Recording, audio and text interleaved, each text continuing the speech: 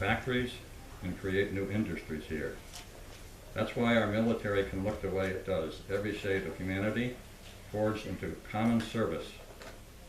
That's why anyone who threatens our values, whether fascists or communists or jihadists or homegrown demagogues, will always fail in the end. Now, as of today, you are equal citizens, entitled to the same rights and privileges and subject to the same obligations as Americans born in this land. I am proud as an American that you have chosen this country in which to live and work and to serve humanity. I am grateful to you for joining your fellow citizens in the constant quest for a better life for all Americans. In conclusion, I wish simply to say, welcome my fellow American citizens. Thank you.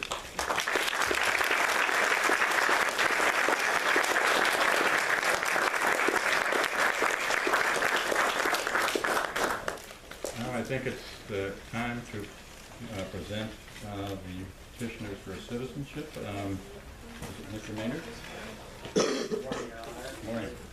I'm privileged to present to the court 20 applicants for naturalization in 15 different countries. Each applicant has been examined by an officer of U.S. Immigration, and each applicant has been found to be eligible for naturalization. USCIS now comes before the court to move that all candidates be naturalized.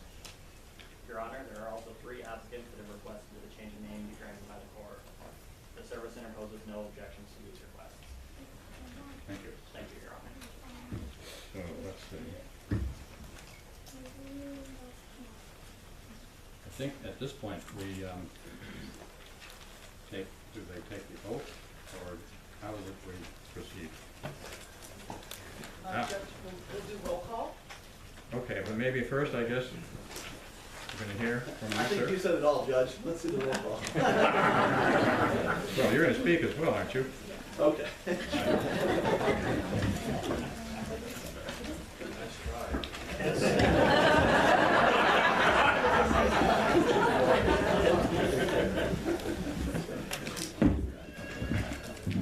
I tried really hard. Anyhow, thank you for being here. I'm Matt Denhart, the Executive Director of the Coolidge Foundation. It's a real pleasure to have all of you here on Old Home Day.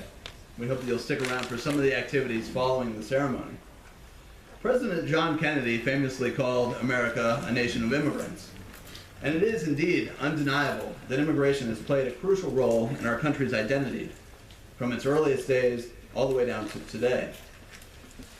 Judge Bertha spoke of the Declaration of Independence, and I was recently reminded too that immigration issues were a cause for America's revolution of independence in the very first place. Among the grievances, of course, we're very familiar with taxation without representation, but further down, the founders enumerated in that declaration accusing King George that he has, and I quote, he has endeavored to prevent the population of these states, for that purpose, obstructing the laws of naturalization of foreigners, refusing to pass others to encourage their migration hither meaning here to the United States. So one of the very reasons that the founding of our country, that we would start our own country, was that immigration was being restricted. Perhaps that should come as no surprise. After all, 8 of the 55 original signers of that declaration were born in areas that were not part of the United States of America. So they, in effect, were themselves immigrants. President Coolidge himself understood well the value of immigration to America. He knew that strong citizenship meant combining the best traditions of other peoples with America's own institutions. That's something that I think all of us struggle to grapple with, is when new people come to America, what should be expected of them? What should they maintain of their own heritage, and what should they be required to undertake as new citizens? Coolidge didn't see too much of attention there, but he did think it was important that immigrants understand the obligations of citizenship. One quick anecdote. He once told a portrait painter who was painting a portrait of him, who was an Italian-born by the name of Ercole Cortado, he told Mr. Cortado, if you were less considerate of the land of your birth, you probably would not care so much as you do for this country, meaning America. You can serve this land better and more by bringing to it the best that you inherited. So Coolidge was saying that Cortado, and indeed other immigrants, do America service, actually, by bringing their skills and experiences here. Of course, Coolidge did believe it was vitally important that all Americans, native-born and foreign-born, become one people. He said, and I quote, "In this country we are bound together in a common destiny. We must all be united as one people." Today, I fear, we often feel like our politics are hopelessly divided. But it is important that we remember Coolidge's words. They ring as prophetic as ever. And I'll repeat, in this country, we are all bound together in a common destiny. We're all united as one people. But what does this word united really mean in a democracy? After all, a democracy doesn't just allow or tolerate differences, like we hear we should tolerate others. It doesn't just tolerate, indeed it celebrates differences among the native-born, among those who come and fuel the growth of our country from other countries as well. Well, Coolidge had an answer about how this unity is possible. The key to him, and I think he's right, is strong citizenship. It is the active exercise of citizenship that binds us all together. Therefore, those of us who were born here, those of us who come here, we must embrace the responsibilities of citizenship at the same time that we enjoy the privileges. Our 20 candidates today, who come from 15 different countries, are taking that first big step by becoming citizens. Citizenship indeed demands much. Coolidge said, "Citizenship," and I quote, "has been secured only by untold toil and effort. It will be maintained by no other method. It demands the best that men and women have to give." He said what they have to give to their country. And immigrants have given America much. It's not hard to look and see that many of us, almost nearly all of us, are the descendants of immigrants. So, of course, as I mentioned at the beginning, immigrants have given us the peopling of our own country. They've contributed much to our economy. They come up with great ideas. In fact, immigrants are twice as likely as us native-borns to be granted a patent. They're also twice as likely to commercialize that patent. Immigrants and their children have started 42% of Fortune 500 companies. These are some of the most iconic companies that our country is known for. AT&T, Verizon, Google, Yahoo, eBay, all were founded by immigrants. But today is a joyous occasion. It's a privilege for us to share this day with all of our candidates for naturalization. 93 years ago, this very week, on August 3rd, just a few days ago, Calvin Coolidge took the presidential oath of office in this tiny, very village.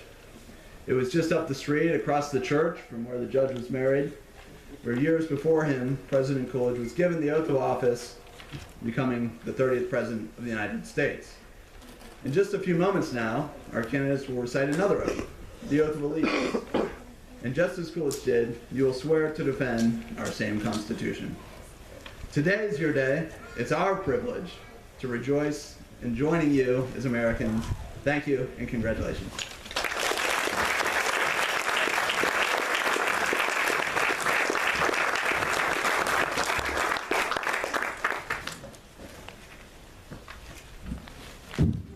So I think now we are going to do calling the roll, getting to you. So I didn't introduce Kathleen Carter. She's one of the clerks from our court. She's come over from Burlington to help out today. Yeah. I will take roll call for the petitioners. Helen Musbane Asaba, Edwin Anticio Bravo Perez, Clarita Concio Tinga, Kumari Gurung, Don Bador Gurung, Anne Lynette Hedrick, Ahmad Razul Haque, Gareth Philip Hunt, Mark Leeson, Cornelia Lee, David Louis Mignot, Sandra Molina Pico Rivera, Victor Emmanuel Benzon Pinga, Gil Rez, Bai Say, Michelle Spano, Harry Maya Tamam, Alejandro Mauricio Torrens, Enke Trembeck and Michael Imred Weitzner. That's always the most difficult job, I think. So at this point, I am going to ask all of you to rise, and I'm going to ask you to recite with me the oath of allegiance. I think some of you may have it there.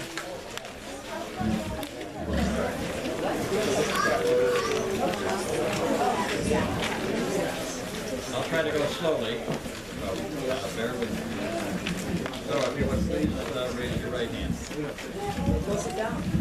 I hereby declare on oath that I absolutely and entirely renounce and abjure all allegiance and fidelity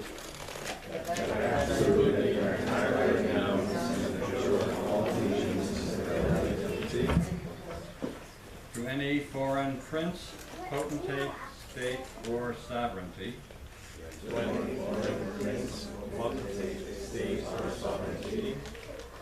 of whom or which I have heretofore been a subject or citizen,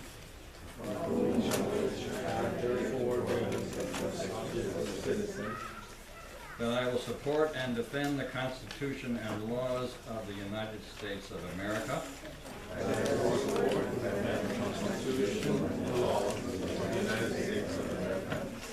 against all enemies, foreign and domestic, that I will bear true faith and allegiance to the same, that I will bear arms on behalf of the United States when required by the law,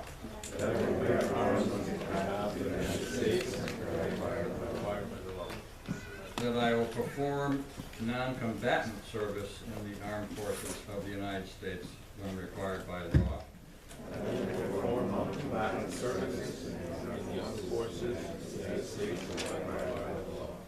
that I will perform work of national importance under civilian direction when required by the law,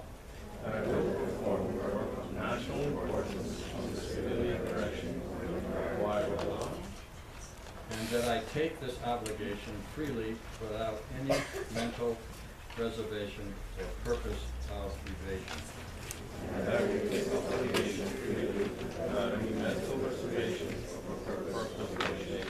So help me God. So help me God. Very good. Congratulations.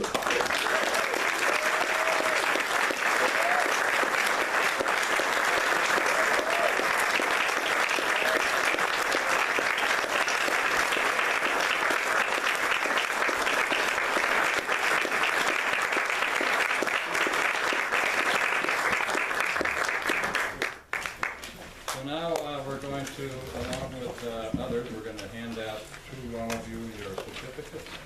And I guess that would be it for certificates.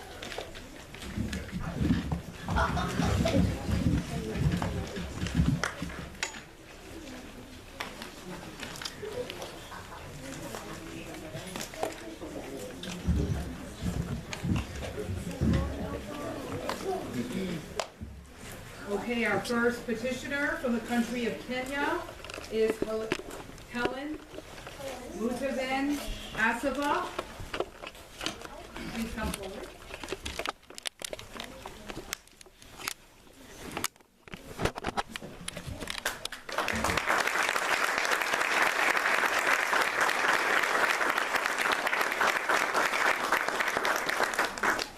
Our next petitioner is Eden Antesio Bravo Perez from the country of Nicaragua.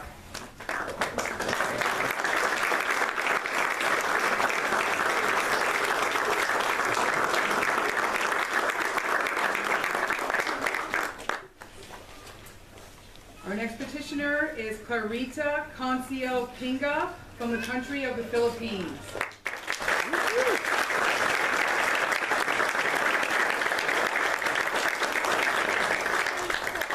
Our fourth petitioner is Kumari Gurung from the country of Bhutan.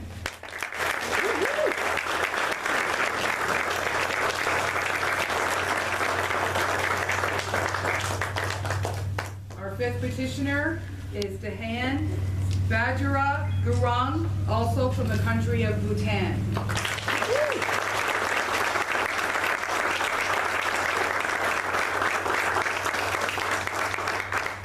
Our 6th petitioner is Anne Lynette Hedrick from the country of Canada.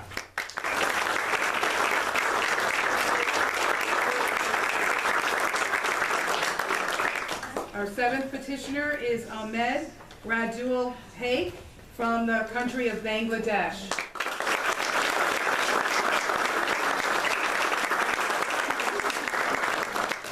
Our 8th petitioner is Garrett Philip Hunt from the country of the United Kingdom.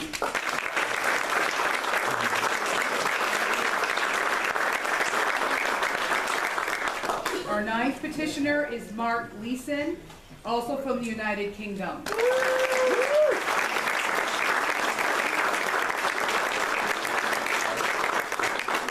Our 10th petitioner is Cornelia Lee from the country of Germany.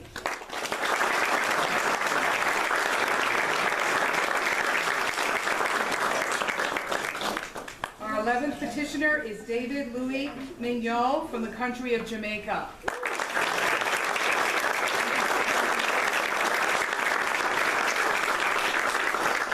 Our 12th petitioner is Sandra Melina Pico Rivera from the country of Colombia.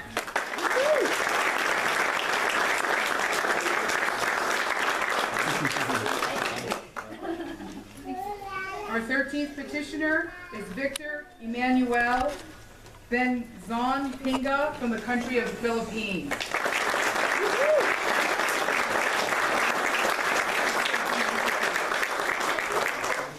Our 14th petitioner is Gil Raz from the country of Israel.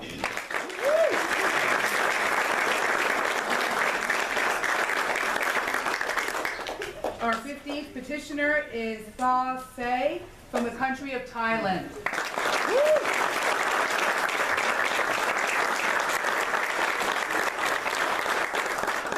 Our 16th petitioner is Michelle Spano from the country of Italy.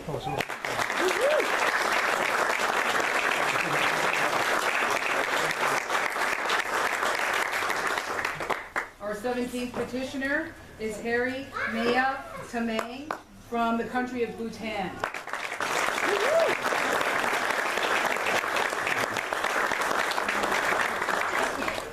Our 18th petitioner is Alexandro Mauricio Torrens from the country of the Dominican Republic.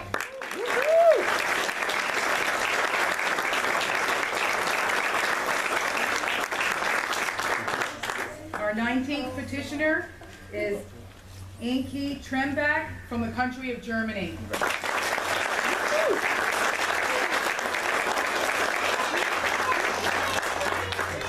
And our 20th and final petitioner is Michael Emre Weitzner from the country of Switzerland.